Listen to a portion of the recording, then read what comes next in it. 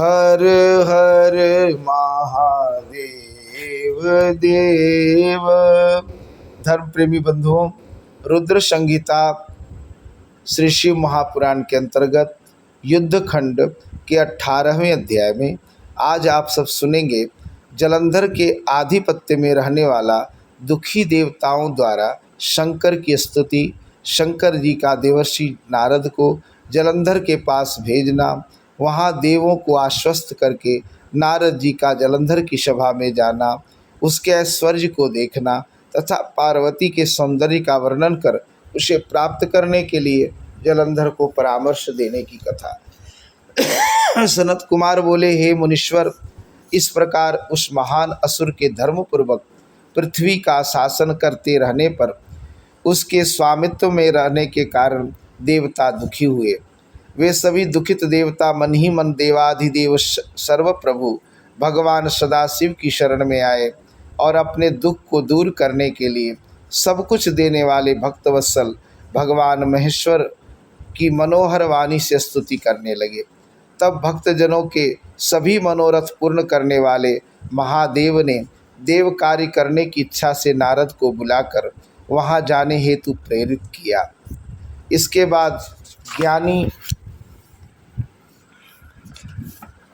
शिव जी के भक्त तथा सज्जनों का उद्धार करने वाले देवर्षि नारद शिव जी की आज्ञा से देवताओं के पास दैत्यपुरी में गए। उस समय व्याकुल इंद्रादि सभी देवता मुनि नारद को आते देखकर शीघ्रता से उठ गए। उत्कंठापूर्ण मुख वाले इंद्र आदि देवताओं ने नारद मुनि को नमस्कार करके प्रीतिपूर्वक उन्हें आसन प्रदान किया। तदंतर सुखपूर्वक आसन पर बैठे हुए उन मुनि को प्रणाम करके इंद्रादि दुखित देवताओं ने मुनीश्वर से कहा। देवता बोले, हे मुनिश्रेष्ठ, हे कृपाकर हम लोगों के दुख को सुनिए और सुनकर उसे शीघ्र दूर कीजिए। आप प्रभु हैं तथा शंकर प्रिय हैं। दैत्य जलंधर ने देवताओं को पराजित कर उन्हें अपने स्थान से हटा दिया है। इस समय उसके स्वामित्व में रहने के कारण हम लोग दुखी तथा व्याकुल हैं। उसके द्वारा सूर्य, चंद्रमा, अग्नि, धर्मराज, लोकपाल तथा अन्य देवता भी अपने स्थानों से हटा दिए गए हैं। उस महान महाबलवान दैत्य ने हम सभी देवताओं को बहुत पीड़ित किया है। अतः हम सभी अत्यंत दुखी होकर आपकी शरण में आए हैं। सभी देवताओं का मर्दन करने वाले उस बलवान महादैत्य जलंधर ने संग्राम में विष्णु को भी अपने वश में कर लिया है। हम लोगों के समस्त कार्य को सिद्ध करने वाले विष्णु वर देने के कारण उसके वश में होकर लक्ष्मी सहित उसके घर में निवास कर रहे हैं। हे महामते, आप सदा सर्वार्थ साधक हैं। हम लोगों के भाग्य से ही आप यहाँ आए हैं। अतः जलंधर के विनाश के लिए कोई उपाय कीजिए। सनत कुमार बोले, उन देवताओं की यह बात सुनकर कृपा करने वाले वे मुनिश्रेष्ठ नारद जी उन्हें आश्वस्त करके कहने लगे, हे देवताओं, मैं जानता हूँ कि आप लोग दैत्यराज जलंधर से पराजित हो गए हैं और अपने अपने स्थानों से हटा दिए गए हैं। अतः आप लोग दुखित तथा पीड़ित हैं। मैं अपनी शक्ति के अनुसार आप लोगों का कार्य सिद्ध करूँगा, इसमें कोई संदेह नहीं है। आप लोगों ने बड़ा दुख उठाया है, मैं आप लोगों के अनुकूल हूँ। सनत कुमार बोले, ऐसा कहकर मुनिश्रेष्ठ नारद जी सभी देवताओं को आश्वस्त करके उस दानव प्रिय जलंधर को देखने के लिए उसकी सभा में गए। तदंतर दैत्य जलंधर ने मुनिश्रेष्ठ नारद को आया हुआ देखकर बड़ी भक्ति के साथ उठकर उन्हें श्रेष्ठ तथा उत्तम आसन प्रदान किया। तत्पश्चात विधि पूर्वक उनकी पूजा कर वह दानवेंद्र बहुत आश्चर्य में पड़ गया और हंस करके मुनिवर से यह वचन कहने लगा। जलंधर बोला, हे ब्राह्मण, आपका आगमन कहाँ से हो रहा है? आपने कहीं पर कुछ देखा है क्या? हे मुने, आप यहाँ जिस लिए आए हैं उसे मुझको बताइए। सनत कुमार बोले, उस दैत्येंद्र का यह वचन सुनकर महामुनि नारद जी प्रसन्न चित्त होकर जलंधर से कहने लगे। नारद जी बोले, संपूर्ण दैत्यों तथा दानवों के अधिपति हे जलंधर, तुम धन्य हो। हे सर्वलोकेश, तुम ही सारे रत्नों का उपभोग करने योग्य हो। हे दैत्येंद्र सत्तम, मेरे आने का कारण सुनो। मैं जिस निमित्त से यहाँ आया हूँ, मैं वह सब कह रहा हूँ। हे दैत्येंद्र, मैं अपनी इच्छा से कैलाश पर्वत पर गया था, जो 10,000 योजन विस्तार वाला कल्प वृक्ष के महान वन से युक्त, सैकड़ों कामधेनुओं से समन्वित, चिंतामणि से प्रकाशित, संपूर्ण रूप से सुवर्णमय, दिव्य तथा सभी प्रकार की अद्भुत वस्तुओं से सुशोभित हो रहा है। वहाँ पर मैंने पार्वती के साथ बैठे हुए गौर वर्ण, सर्वांग सुंदर, त्रिनेत्र एवं चंद्रमा को मस्तक पर धारण किए हुए भगवान शंकर को देखा। महान आश्चर्य से परिपूर्ण उस कैलाश को देखकर मैंने अपने मन में विचार किया कि त्रिलोकी में कहीं कोई ऐसी समृद्धि है अथवा नहीं। हे दैत्येंद्र, उसी समय मुझे तुम्हारी समृद्धि का स्मरण हुआ और उसी को देखने की इच्छा से मैं तुम्हारे पास यहाँ आया हूँ। सनत कुमार बोले, नारद जी से ऐसा सुनकर उस दैत्यपति जलंधर ने बड़े आदर के साथ उन्हें अपनी सारी समृद्धि दिखाई। तब देवगणों का कार्य सिद्ध करने वाले वे ज्ञानी नारद जी उसे देखकर शंकर जी की प्रेरणा से उस दैत्येंद्र जलंधर से कहने लगे। नारद जी बोले, हे श्रेष्ठ वीर, तुम्हारे पास इस समय निस्संदेह सारी संपत्ति है। तुम त्रिलोकी के पति भी हो, अतः इसमें आश्चर्य क्या हो सकता है।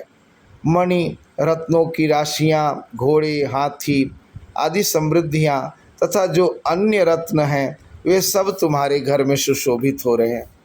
हे महावीर, तुमने इंद्र के हाथियों में रत्नभूत ऐरावत को ले लिया है तथा सूर्य का अश्वरत्न उच्च श्रवा घोड़ा भी ले लिया है। तुम कल्पवृक्ष भी ले आए हो तथा कुबेर की सारी निधियाँ भी तुम्हारे पास है।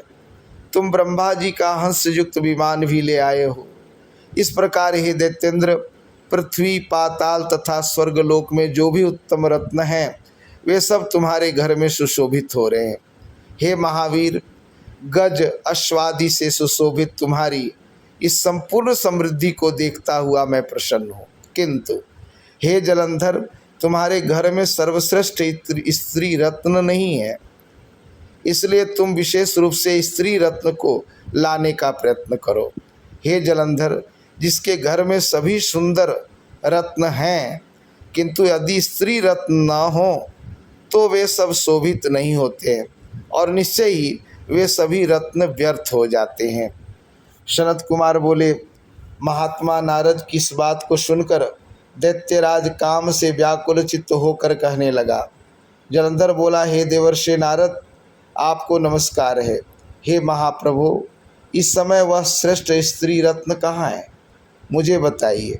हे ब्राह्मण, इस ब्रह्मांड में जहाँ कहीं भी वह स्त्री रत्न है तो मैं उसे वहाँ से लाऊंगा। यह सत्य है, इसमें संशय नहीं। नारद जी बोले, अत्यंत मनोहर सर्व समृद्धि संपन्न कैलाश पर्वत पर योगी का रूप धारण किए हुए दिगंबर शंभु रहते। सुरम्य सभी लक्षणों से संपन्न सर्वांग सुंदरी तथा मनोहर पार्वती नामक उनकी भार्या है। हाव भाव से पूर्ण ऐसा मनोहर रूप अन्यत्र कहीं भी देखने को नहीं मिला। वह अत्यंत अद्भुत रूप परम योगियों के को भी मोहित करने वाला, दर्शन के योग्य और संपूर्ण समृद्धियों को प्रदान करने वाला है। हे वीर, हे जलंधर, मैं अपने मन में अनुमान करता हूँ कि स्त्री रत्न से युक्त शिव जी से बढ़कर अन्य कोई भी इस समय तीनों लोकों में समृद्धशाली नहीं है।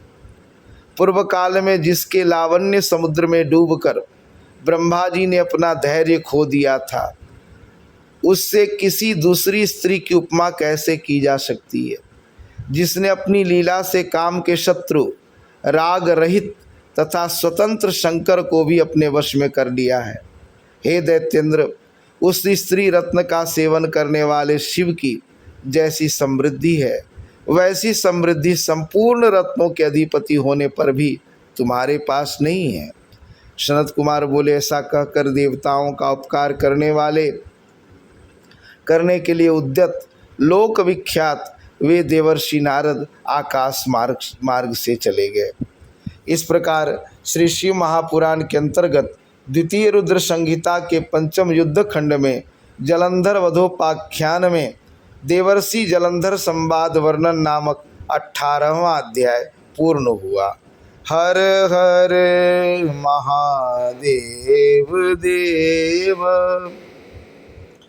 तो ये था 18वां अध्याय। और 19वें अध्याय में कल आप सब सुनेंगे पार्वती को प्राप्त करने के लिए जलंधर का शंकर के पास दूत प्रेषण, उसके वचन से उत्पन्न क्रोध से शंभु के भ्रूमध्य से एक भयंकर पुरुष की उत्पत्ति, उससे भयभीत जलंधर के दूत का पलायन, उस पुरुष का कीर्तिमुख नाम से शिवगणों में प्रतिष्ठित होना तथा शिव द्वार पर स्थित रहने की कथा। आज के लिए इतना ही। धन्यवाद।